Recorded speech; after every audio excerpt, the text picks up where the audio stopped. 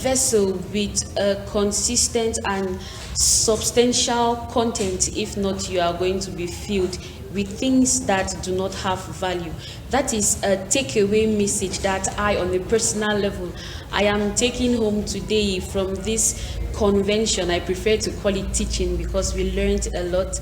Hello televiewers of Business and Career Television. I am Stacy Atemken, and today we have the honor, we have that merit to be with one, I don't think I maybe a weird man of God, because his preachings, if you have watched, they are unique in their own way, and we have the chance, we have that possibility and the opportunity for Pastor Harmony Ngafeeson of the Kingdom Embassy Church in Bafusam. He is here with us. Good afternoon, Pastor. Thank you so much. How are you doing? I'm doing good. After all that energy and all that preaching, you still have the energy. You can continue for another round. Yes. So, Reverend, can you tell us about this convention? Okay, this convention is once every year, so we bring together all our Christians together. It is focused really on us. We don't do publicity for people to come, just us. Why? Because we want to re-echo to them of our mission, of our assignment. So we bring them together to help them know exactly our mission, which is making God visible and exercising dominion upon the earth.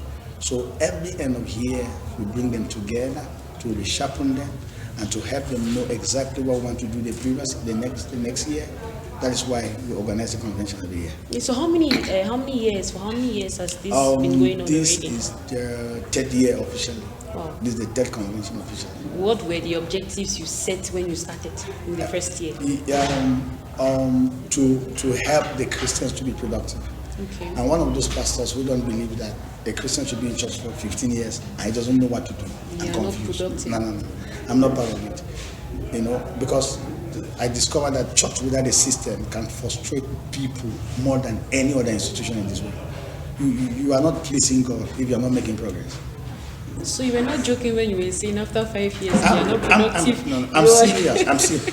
Wait, what is the good of being a Christian for 5 years and you are not making progress? So what are they teaching you? Is that thing that they're teaching, is it not helping you? But driving Christians per se from church, if they are not productive, don't you think it's a drastic measure that some will look at it? Anyway, I say that on the general scale, okay. But I take decision at the personal level. Right. In the sense that when you are with gate you are, we check you when you come. That's why we are putting a system where when you come, we will know exactly the first thing to do with you. First 6 months, what do we do? Very soon I will talk about that very soon. The next 6 months, what do we do with you? Because we have a system where in 5 years, you should know exactly what to do if the devil knocks their door. You should know. You should know how to deliver yourself if there's no prophet, there's no man of God. We want to put that system in place. So if after you have gone through that system and it does not help or you have not changed, you will be considering that maybe you are not part of us. You should go where you can be anyhow. It's not working for you. Yes. So, Father, considering, pardon me, I'm used to Father, but Reverend, considering the fact that you started this project 3 years ago, yes. Do you think that you are achieving your goals Yes, already? don't worry. Tomorrow we'll all be here. You're going to be. I will not be speaking tomorrow. My children will be speaking. People I met them who were not born again, they'll be talking tomorrow. Okay. Yes, you will not know that I'm not just talking now. We have people already that came to the Lord. I met people who were stark unbelievers, doing funny things. Presently, their lives are a blessing. Our ministry is 8 years today, and I met them when they are not born again. They can't speak in tongues. They don't know anything about it. And then, without any big resources, just what they are hearing, their lives are different. That's why tomorrow I'll be launching 10 different ministries from the church here. Wow. Yes, I told all of them, you have to create a ministry. You can't tell me that you came to this church to be a member of my church for what? What is that? Everybody has a passion. Everybody has a compassion for something. There's something somebody wants to change in this world. You can't carry all those potentials and come and be a member of a church. What do you want to do? Okay, somebody said, I don't want to see widows suffering. Okay, I'm creating a ministry for you for widows. And I'm going to empower you for it. Anytime you want to have a program for widows, call us. As a church, we will back you up. That's your ministry. And that's helping the society. That's helping the society. So somebody who came as a widow asking for help is not helping widows. It's a system. Somebody came So tomorrow we'll be hearing testimonies of my resident pastor. They call it resident pastor. It's bigger than resident pastor because I started working with students, and before you discover, in less than 3 years, he has sent more than 40 students out of the country on scholarship. More than 40 students. Seriously? Yes. Yeah. More than 40 students. Okay. I mean, their parents didn't have money to pay. Their parents knew that they cannot go into school again. And today they have a But future. now they are out of the country studying in big, big schools for free because of my resident pastor. How? And he did not come like that. So what happened? It's a system. Honestly speaking, when I was coming for this convention, this is not the idea I had in mind. You know, when you're going to a church, Yeah. you're waiting to hear prayer, preaching, the Bible and everything. Yeah. But you're taking it out of that context. Yeah. Because from the way you preach it, it is not praying the problem. If you pray and then you don't have a vessel for God to Exactly. fill, if you don't have a vessel for God to fill, what is he going to work on? You want God to give you money, and there's no system by which God gives you God money. is going to give the money. So how will God give you the money? So that's why they keep teaching us in church. Just sow seed. Something will happen. See, let's do evaluation. Yes, let's call this I've been sowing seed for 10 years and find out first. After sowing Yes, this, now we will not know that something is more than it. But do you know where's that what? inspiration Yes. coming from? Eh? Where did you have that I inspiration? have been around church, except that people are not conscious to themselves. I've been preaching for almost 15 years, 20 years. Okay. Yes, apart before we began the church. But I wanted to look at the lives of the believers I met, people I met that were in church. They are still there now, my sister, struggling to sow so that they can become something is wrong with that system. They don't know some things. So I said we must do church differently. That has started sitting down and praying before God opened my eyes. There's no way, by the grace of God, I can preach the way people preach. Because I do evaluation. Let's take our testimony. The kind of things will give us testimonies. Unbelievers have them without prayers. So why do we need to come to church and labor ourselves when we not see have it? When you can just go to school and learn and be a doctor and you start making money and have a car, have a house. Why do we have to go to prayer? Why do we have to go to church? Church should be bigger than that. Exactly. So, we have to know God. Like I said, most of our churches is not created for people to know God. It's created for people to receive things from God. And I said, you don't just have things from God. Like you said, God is equally in need. God is God is in need, my sister. He's in need of you. He wants people. He want people to cooperate with him. I normally tell people that if God was supposed to change Cameroon without a man, he could have done it alone. What is stopping God from changing Cameroon? Men, they are not people. But people are going to church. What are they doing in church? They are looking for bread and butter. I need to travel. I need to wife. Can you imagine that? So, Jesus died so I can marry. Can you imagine that? How did you imagine that? Before Jesus died, people were getting married. So is it a new thing? And that's what church is built on. It's built on marriage. It's built on traveling out of the country. It's built on having a car and the next car. And God is looking at who will even cooperate and work with me so that the country can be different. Nobody. All of us are in church. What are we doing in churches?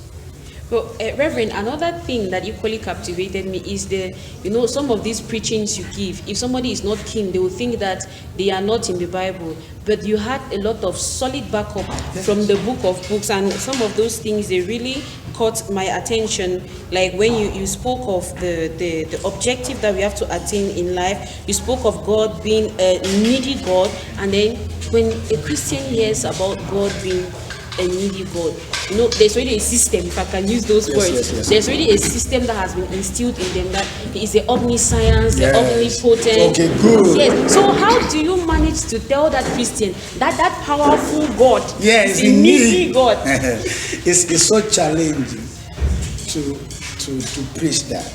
Now, first, if God was not in need, he couldn't have created you. Must God? Yes. Wait. Well, if God wants to do his thing, doesn't need you. He doesn't. No, he should do his thing without us.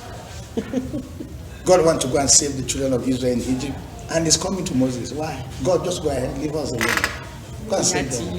You had to use Moses. He came to Moses and said, Moses, I've seen the affliction of those people suffering. I need to go and save them. But I can't go. I need them out.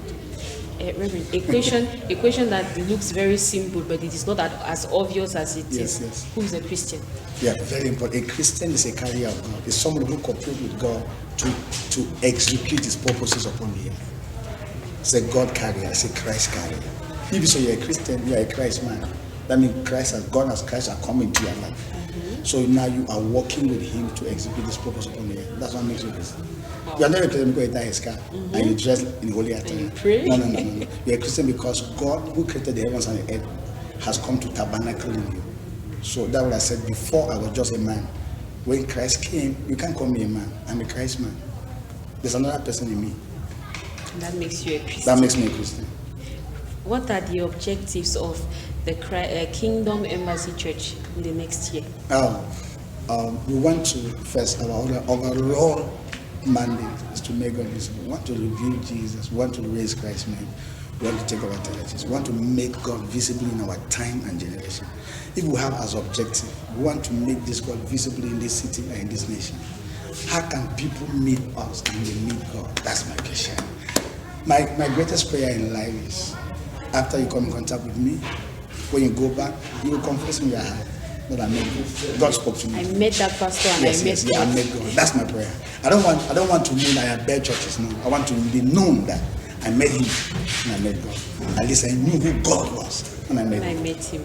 And it's on that note that we will come to the end of this encounter. As a Christian, you should bear it in mind that when you leave this world, people should be able to say that when I met this person, I met God. Yes. Business and Career Television, it's going to be an honor for us to broadcast this on our media outlets. We hope that we will help you attain or to preach the gospel to many other people out there. Thank you so much, BCTV, was a pleasure. for having coming here. I'm so happy, and for all the viewers of BCTV, I want to encourage you to keep watching BCTV, because BCTV is where excellence is displayed.